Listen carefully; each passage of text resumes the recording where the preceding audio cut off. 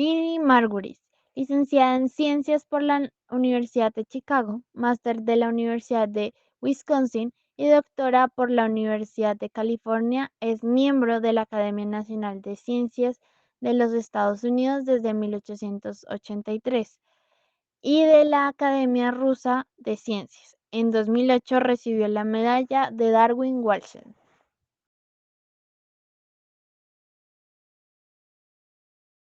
1859. Darwin publica el libro Selección Natural. En este libro manifiesta que las especies evolucionan según el ambiente y a través del tiempo. Esto que se refiere, uno de sus mayores ejemplos es la de las jirafas. Normalmente las conocemos con cuellos largos, pero según su teoría anteriormente, ellos poseían un cuello bastante corto. ¿Cómo evolucionó? Evolucionaron, habían árboles, entonces la mayoría de las plantas que ellos tenían que comer eran árboles y cada vez estos árboles iban creciendo mayor.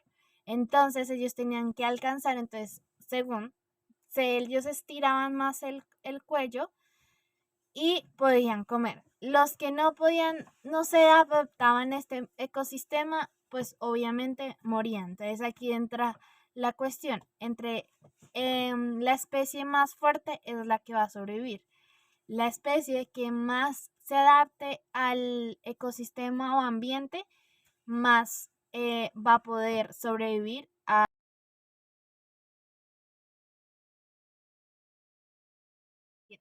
Así, en cuestión, la teoría dice que los animales que se adaptaron al ambiente se desarrollaron genéticamente para generar el cuello más largo. Adicional a esto, pues ya conocemos que las jirafas tienen un cuello bastante largo. Las jirafas que pues no se pudieron adaptar al ambiente, pues eh, no sobrevivieron al ecosistema.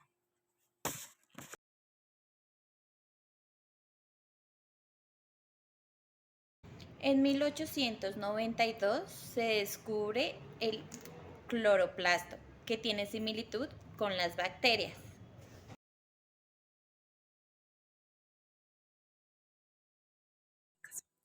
En 1909, Mendel realiza un experimento para demostrar la mutación con las moscas, en donde así empiezan a tratar las moscas con productos químicos y radiaciones para así demostrar que eran mutaciones, es decir, características físicas en ellas en donde demostraran que eran hereditarias.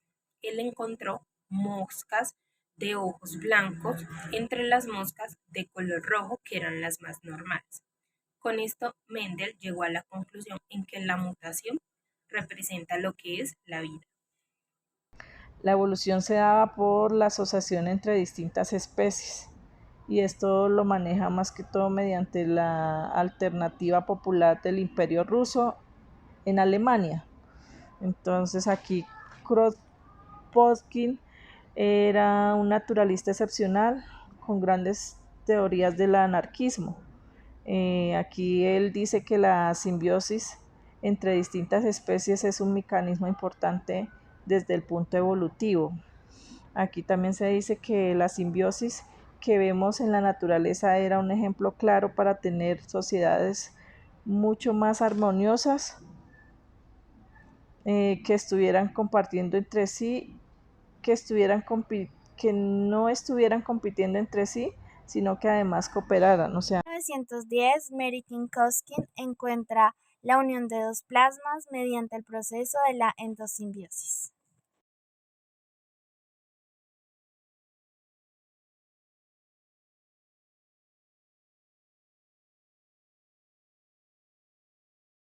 La endosimbiosis. En algunos organelos de las células eucariotas, en especialmente los cloroplastos y las mitocondrias, se originan por organismos procariotas. La acción de esto llevaría a que un organismo habita en el interior de otro organismo.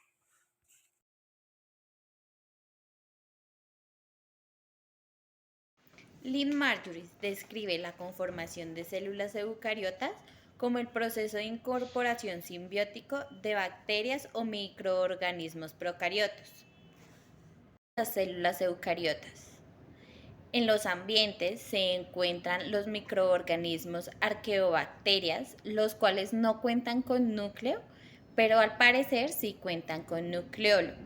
Estos microorganismos no cuentan con orgánulos membranosos. Esto quiere decir que esta es la arqueobacteria, la cual se alimenta de una mitocondria y de un cloroplasto, el cual va formando la célula. Las mitocondrias y cloroplastos son orgánulos que alguna vez fueron células de vida libre y que fueron evolucionando a partir de las células procariotas y las aeróbicas.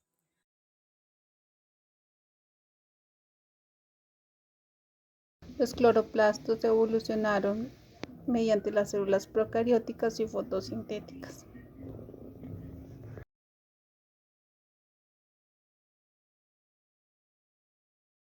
Las células grandes, conocidas como bacterias, apresarán a las mitocondrias y cloroplastos para alimentarse de ellas y a esto se le denomina endosimbiosis. Las mitocondrias y cloroplastos elaboran su proteína, reproducen su ADN, está en un círculo igual que en una bacteria. Las mitocondrias y cloroplastos producen su propia proteína mediante sus ribosomas. También se pueden producir entre sí y su ADN es circular, parecido a las bacterias.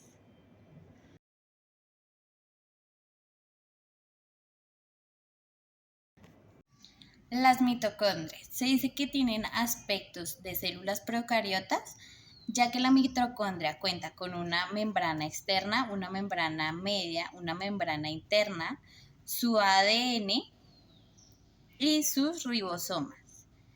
Este microorganismo es el que le da la mayor energía a la célula y se dice que provienen de probacterias alfa. Los cloroplastos se encuentran en las plantas ya que es un microorganismo fotosintético el cual transforma la energía lumínica en energía química. Se dice que estos microorganismos provienen de los cianobacterias. El cloroplasto cuenta con una membrana externa, una membrana media y una membrana interna en la cual encontramos el ADN y sus ribosomas. Por eso se dice que es parecida a las bacterias. Habla sobre la resistencia de los antibióticos que pueden pasar de una bacteria a otra especie distinta. Eso pasa porque a veces en el sentido de los antibióticos que no se da el tratamiento indicado, no se dan las indicaciones correctas y la bacteria tiende a duplicarse y a hacerse más resistente.